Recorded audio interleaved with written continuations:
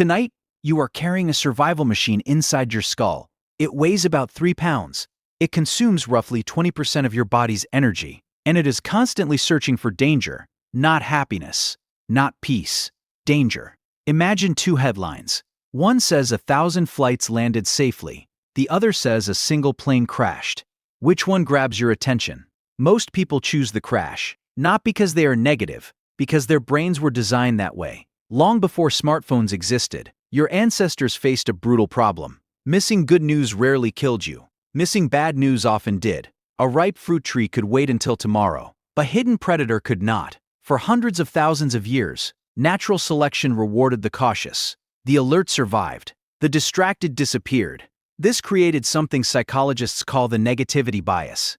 Negative events leave stronger mental footprints than positive ones. A compliment feels good. An insult can stay with you for years. A peaceful day is forgotten. A terrifying moment becomes a permanent memory. Why? Because your brain treats information like a security system. Threats receive priority access. Safety receives less attention. Researchers have repeatedly demonstrated this effect. In 2001, psychologists Paul Rozin and Edward Royzman described how negative events generally have greater psychological impact than equally intense positive events. Bad experiences hit harder, last longer, and influence decisions more strongly. Your brain is not trying to make you happy. It is trying to keep you alive. Those are very different goals.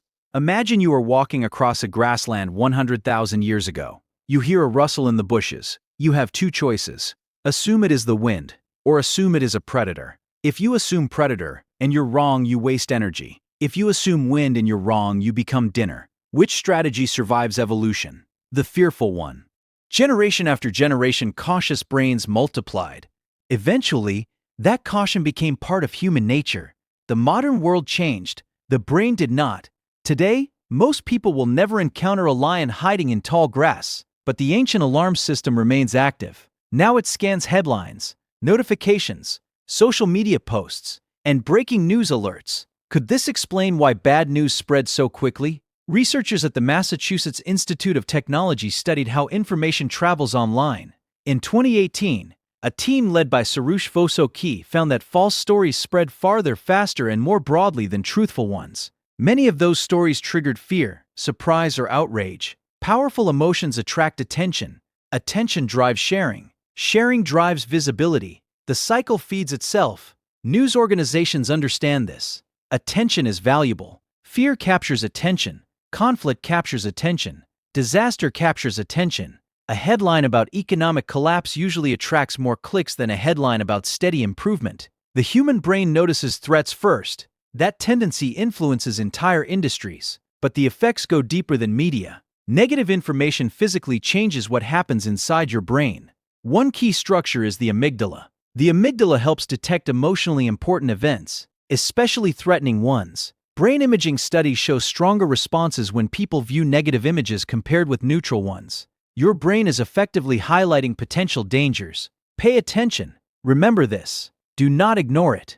That response once helped humans survive. But what happens when danger is everywhere, or at least appears to be everywhere? Every day, billions of people receive a stream of alarming information. Wars, crashes, scandals, diseases, natural disasters. Most occur far away. Many pose no direct threat, yet the brain reacts anyway. Ancient hardware meets modern information overload. The result can be exhausting. Psychologists sometimes call this availability bias. Events that are easy to remember feel more common than they really are.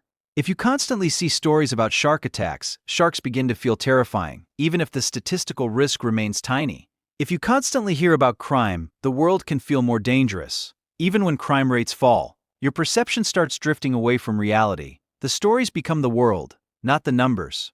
Could this be why many people think life is getting worse even when certain measures improve?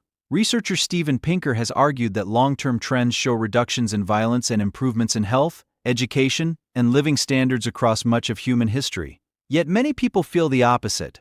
Partly because bad events dominate attention, progress is often quiet, disaster is loud, a disease prevented is invisible. A disease outbreak appears on every screen. A plane landing safely is ordinary. A crash becomes international news. Your brain evolved for exceptions, not averages. This creates a strange paradox. The The safest period in history can feel terrifying. The healthiest generation can feel doomed.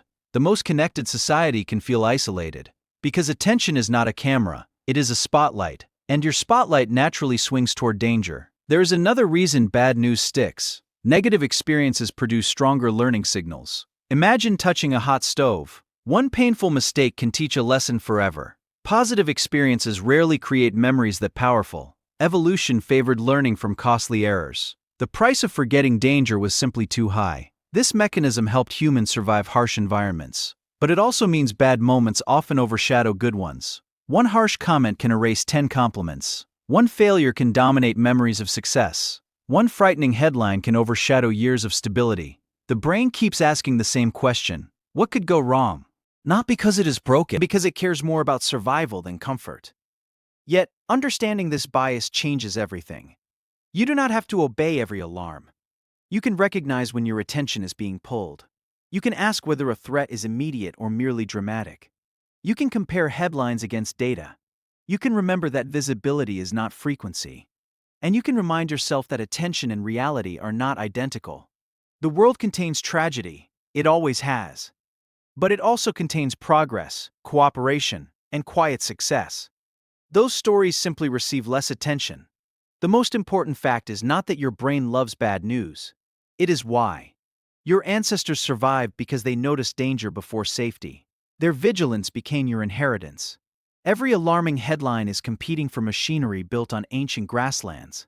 The same instincts that once protected you from predators now pull your eyes toward catastrophe.